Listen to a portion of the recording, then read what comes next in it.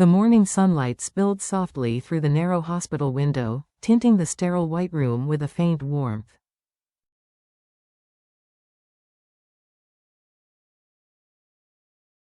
Machines hummed quietly. Outside, footsteps echoed down the long hallway, doctors, nurses, and the constant rhythm of a place that lived between pain and recovery.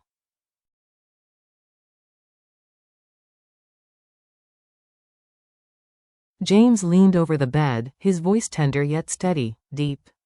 It's late already," he whispered, brushing a strand of hair from her forehead.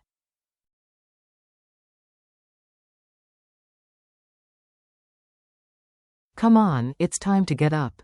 I'll help you wash up a bit before we see the doctor."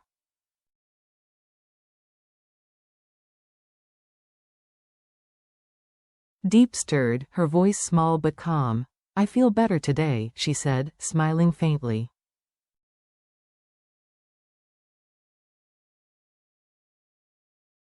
"That's good," James replied with relief.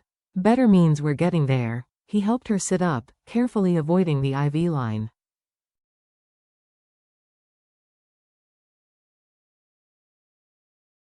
She moved slowly, still weak, but more herself than the day before. "I'll step outside while you get ready," he said gently.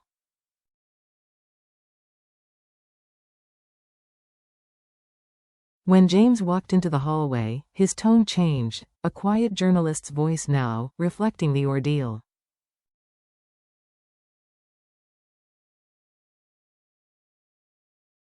"Her condition has improved a lot since yesterday," he explained softly, as though to someone behind the camera.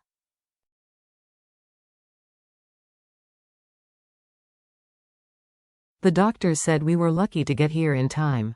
It could have been worse, but another challenge still waited: paperwork."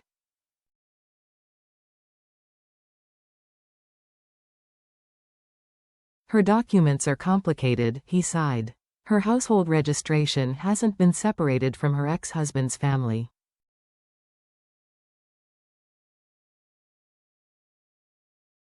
"It's made every form, every signature, a battle. But at least, her health is getting better."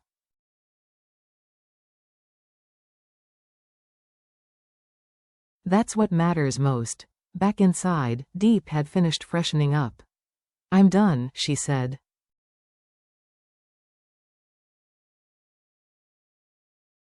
James smiled. "I met with the doctor earlier. He said your recovery is going well."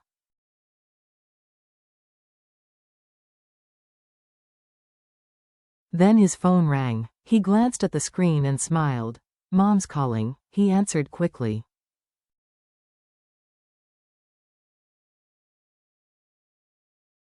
"Hi, Mom. We're in room 315, yes, on the third floor. You and NHI can come right in."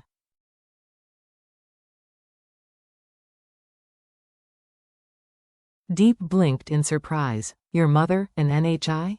They're coming?" "Yes," James grinned.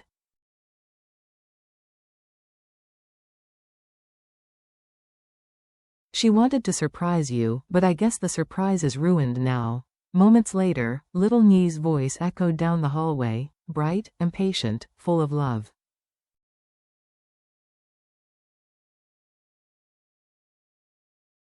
"Grandma, is this the right room? I want to see Auntie Diep." The door opened. "Mrs.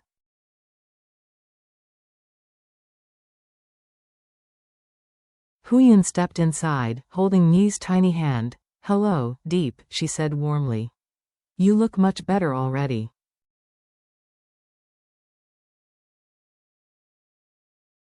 Diep bowed her head slightly. "Thank you so much, ma'am. I'm feeling better." NHI rushed forward.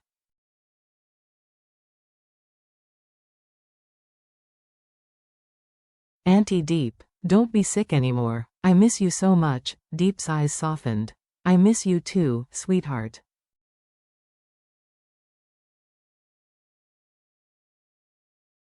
"I'll get well soon so I can play with you again." The room filled with quiet laughter, the kind that only exists in the fragile calm after fear.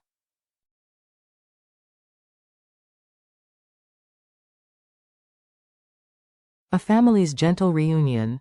Over lunch, the four of them sat together: James, Diep, Mrs.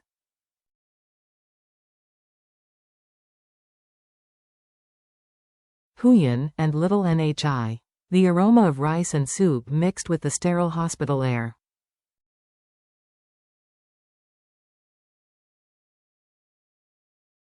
James had brought food so they wouldn't have to walk downstairs. It's a long way down from the third floor, he explained.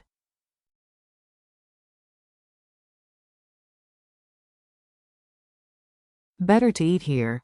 Nhi perched on the chair beside Diep, spooning rice into her mouth carefully.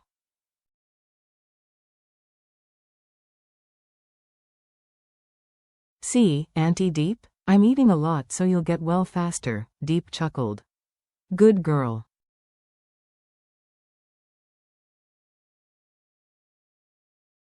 If you eat well, I'll recover faster indeed, Mrs. Quynh smiled softly. You've been through so much, my dear.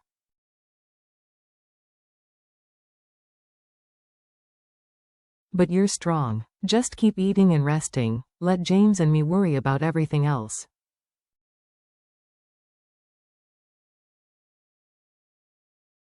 Diep's voice trembled. You've helped me and Nhi so much already. I don't even know how to thank you.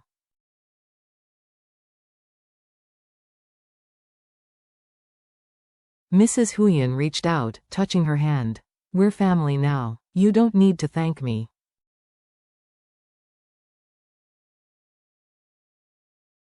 James, standing near the window, turned back to them. She's right. You're not alone anymore, Diep.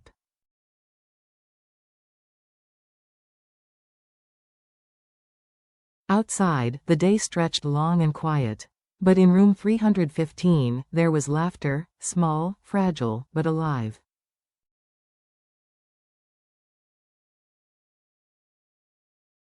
The little joys. Later that afternoon, James took Nhi downstairs to buy food. Hold my hand tight, okay? He said.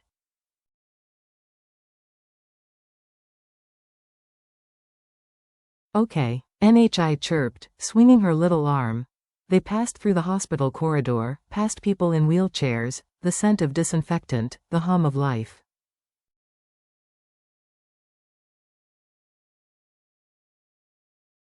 Uncle James, Nhi said suddenly, can you buy me a big fish tank one day? I want orange fish.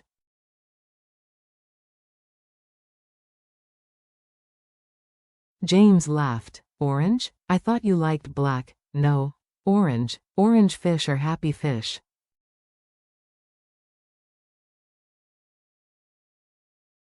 All right then. Orange it is, he said, smiling. We'll put it in the farm, next to the flowers.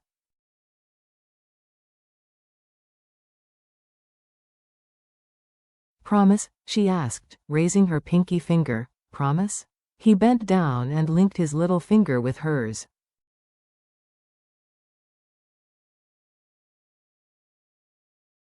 Hope at the dinner table. That evening, when they brought dinner back, Diep insisted James eat first.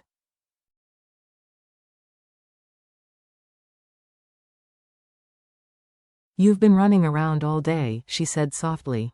You must be tired, he shook his head.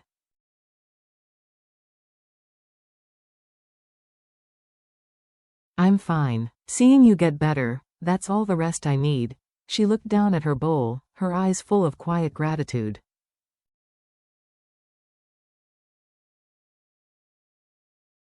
You've both sacrificed so much for me. You stopped working to take care of me. Your mother's been caring for Nhi.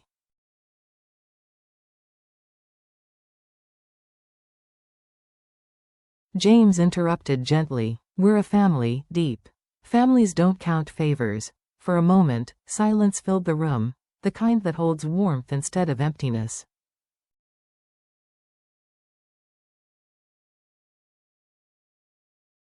The confession. Later that night, as the hospital quieted, Diep looked at James with an expression that mixed fear and tenderness.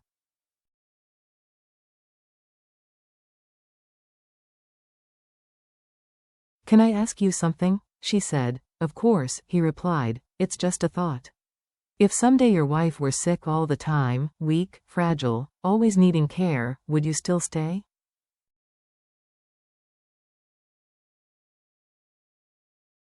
James turned to her, serious but soft. If that wife were you, I'd stay forever.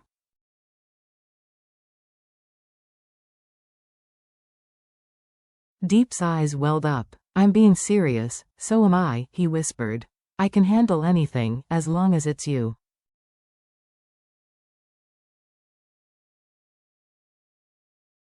When love becomes a choice. Later, while peeling fruit for her, she asked another question, one that had haunted her heart for months.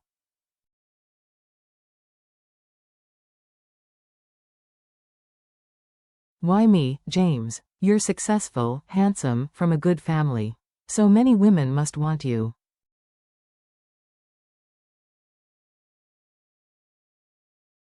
But me, I'm divorced, poor, always sick. Why did you choose me? James smiled faintly.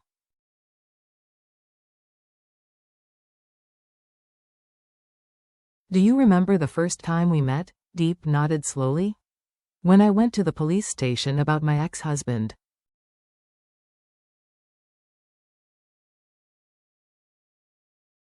Yes, I didn't think much of it then, he said. But later, I saw you again, carrying firewood on your back.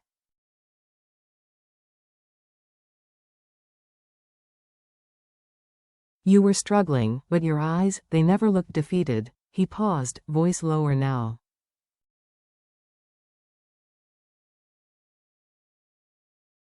At first, I helped you out of pity. But over time, I realized I wasn't helping anymore, I was falling for you.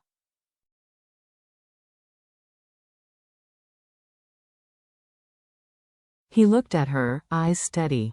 Now, I just want to protect you. No matter what.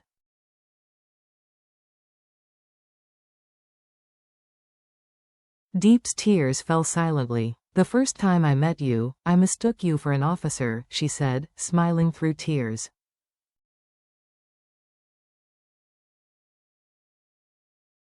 You were kind even then. And later, you gave me a place to stay, helped me rebuild.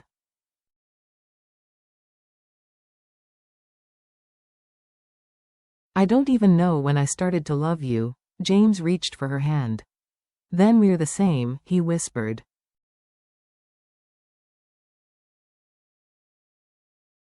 We both fell without realizing it. Toward morning. By late evening, the doctor's message arrived.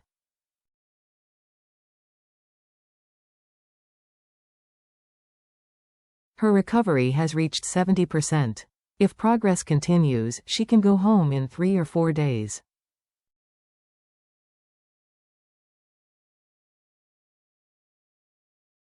James smiled. You hear that? Just a few more days. Diep exhaled softly. I can't wait to go home.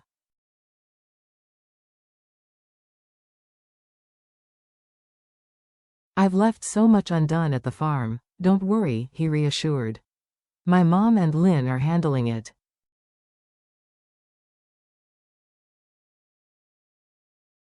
You just focus on getting better, she laughed weakly.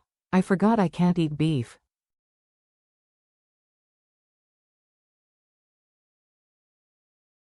James blinked, embarrassed. Oh no, I forgot too. I'll get you something else. Sorry.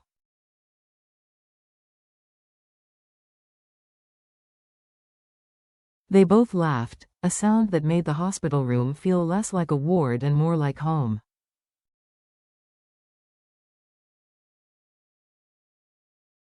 The weight of love. When night finally came, James sat beside her again. The fluorescent lights flickered overhead.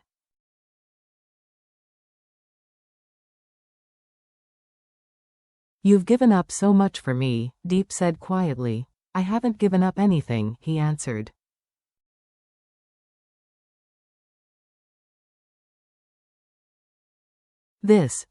It's what I want. Outside, the rain began to fall softly. You're not alone anymore, he reminded her.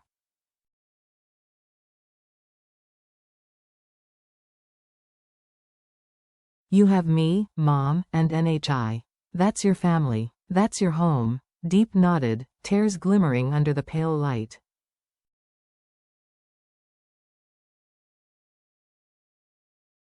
"I'll hold on to that," she said. "I'll hold on to all of you." Ending scene. The next morning, Mrs.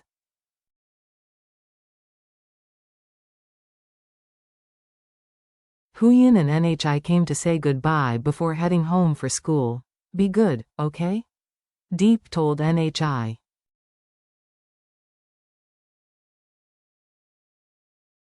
"Eat well, study hard." "Yes, Auntie Diep." "Get well soon." Nhi hugged her tightly.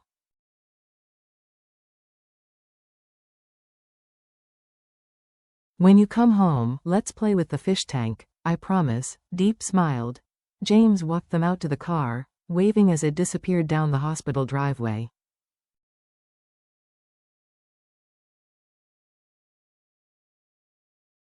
When he came back, Diep was looking out the window, her reflection faint against the glass.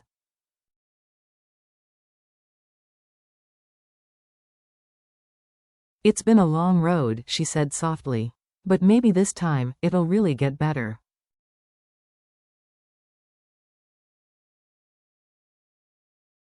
James placed his hand over hers. "It will. You're not fighting alone anymore." The morning light returned through the same window, golden, warm, alive.